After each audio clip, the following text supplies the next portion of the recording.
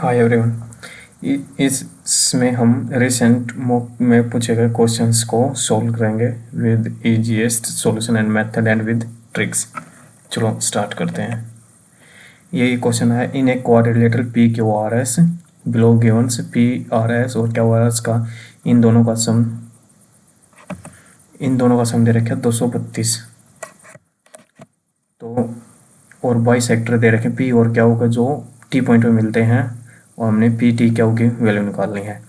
पहले इस क्वेश्चन को अगर हम बेसिक से करें तो इन दोनों का जो सम दे रखा है आर एंगल और आर एस एंगल वो दे रखा है 232।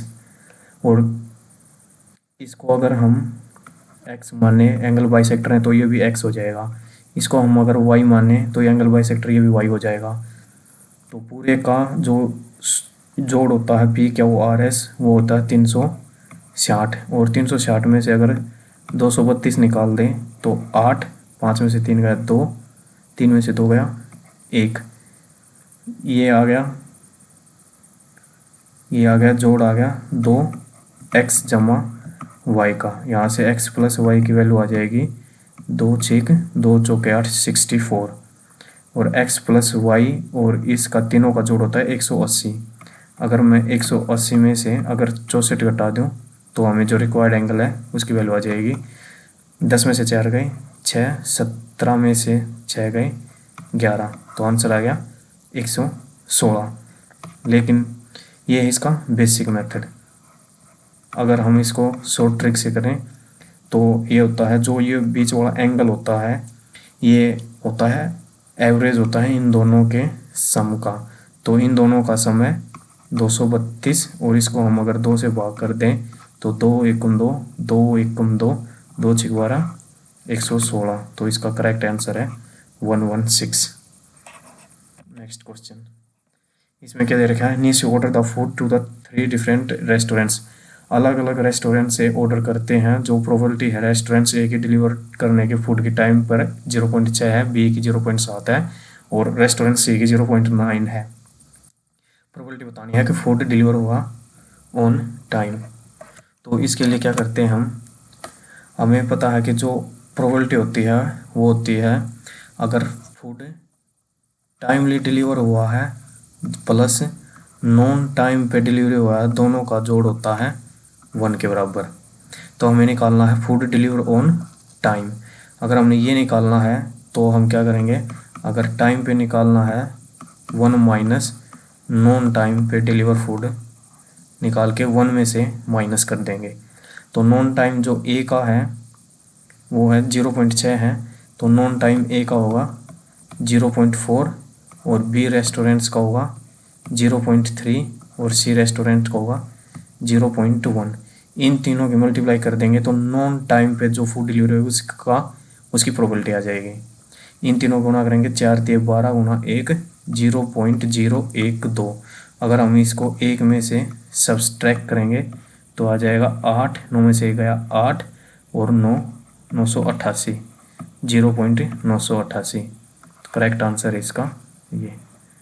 नेक्स्ट क्वेश्चन, इसमें क्या देखा है, p q plus 9 minus q x is equal to 0 एक परफेक्ट स्क्वायर है और हमें फाइंड द रिलेशन करना पी और क्यू में।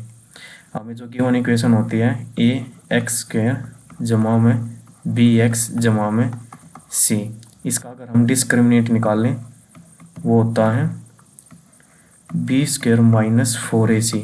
इसकी होती है 3 कंडीशन। अगर बी स्क्वायर माइनस 4ac को अगर मैं डी डिस्क्रिमिनेंट से डिनोट करूं, अगर 0 के बराबर है तो जो हमें रूट मिलेंगे इस इक्वेशन के वे दोनों रूट इक्वल होंगे और परफेक्ट स्क्वायर होंगे। अगर दूसरी कंडीशन में अगर डिस्क्रिमिनेंट लेस देन 0 है तो इस कंडीशन में जो रूट्स होंगे वो इमेजिनरी होंगे और डिस्टिंक्ट होंगे, दोनों अलग अलग होंगे। और तीसरी कंडीशन में अगर d ग्रेटर देन 0 है तो 2 रूट होंगे, दोनों डिस्टिंक्ट अलग अलग होंगे, डिस्टिंक्ट रूट होंगे। तो ये फर्स्ट वाली कंडीशन में है b square minus 4ac is equal to 0 है। तो हम इसमें रख देंगे।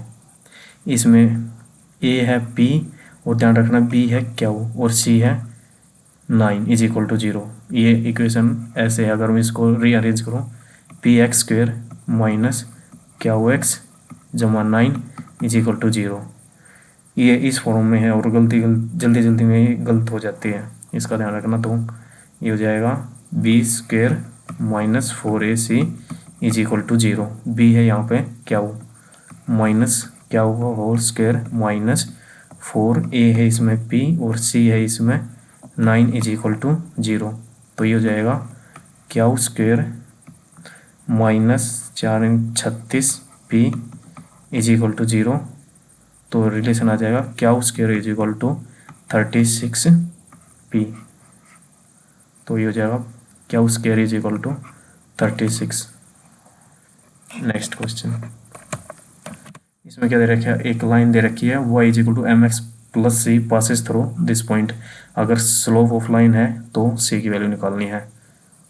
जनरल इक्वेशन होती है हमारे पास लाइन की ये y is equal to m x plus c, और ये जो m होता है ये होता है स्लोप, और जो c होता है ये होता है y इंटरसेप्ट। इंटरसेप्ट का मतलब क्या होता है कि उस y एक्सिस पे वो किस पॉइंट पर काटता है उसको। तो स्लोप है m जो 3 है, इसमें वैल्यू रख देंगे y is equal to m x plus c, और ये इस पॉइंट से भी पास हो रही है और स्लोप ये है और c की वैल्यू निकालनी है। हमने इसकी वैल्यू निकालनी है, m की वैल्यू 3 और x की वैल्यू इसको भी सेटिस्फाई करेगी गिवन पॉइंट 2 और 7 को। 2 इज इक्वल टू वाई की जगह 7 जमा में c, तो यहाँ से c की वैल्यू आ जाएगी 3 दूनी 6 साइड जाएगा, 7 में 6 गया 1, c की वैल्यू आ गई 1। तो करेक्ट आंसर इसका बी का 1। नेक्स्ट क्वेश्चन, इसमें क्या दे रखा है, if the angle of a triangle are in this ratio. कोई एक ट्रायंगल है उसके ये एंगल इस रेशो में दे रखे हैं। अगर टाइम कम है तो ऑप्शन एलिमिनेशन से कैसे देख सकते हैं, 5 6 7 हैं, ये तीनों एंगल अलग अलग होंगे, तो अलग अलग होंगे तो इक्विलेटर ट्रायंगल तो होगा ही नहीं क्योंकि तीनों सेम होते हैं इक्विलेटर ट्रायंगल में। आइसोसेलेस नहीं होगा क्योंकि इसमें 2 एंगल सेम होते हैं। बच गए ये और ये, इनमें से एक में से देख लेंगे कौन से होगा। 5 6 7 7 और 6 13 और 5 18 यूनिट की वैल्यू है 180, 1 यूनिट की वैल्यू आ गई 10, तो ये हो जाएगा 50 60 और 70। इसमें सभी एक्यूट एंगल है, तो ये होगी एक्यूट एंगल ट्रायंगल। नेक्स्ट, ये दे रखी 3 इक्वेशन और इन तीनों इक्वेशन को कौन सा सेटिस्फाई करेगा। इस तरह क्वेश्चन में ये नहीं है कि हम अलग अलग इक्वेशन को अलग अलग सोल्व करके, अगर जैसे इन दोनों को सोल्व करके अगर जेड एलिमिनेट करते हैं एक्स वाई की टर्म में 1 2 इक्वेशन आ जाएंगी, फिर इनमें जेड एलिमिनेट करके वाई एक्स वाई की टर्म में आ जाए, फिर उनको एक्स वाई के लिए सोल्व करेंगे। ऐसे नहीं करना, जस्ट इनकी वैल्यू को पुट करके देख लेंगे। जैसे एक्स जमा वाई माइनस जेड 22 है, 13 और एक्स और वाई जोड़ है 13 और 10 23 माइनस 2 क्या ये इज इक्वल टू 22 है, 23 और 2 25 which is not is equal to 22, तो ये ऑप्शन तो होगा नहीं।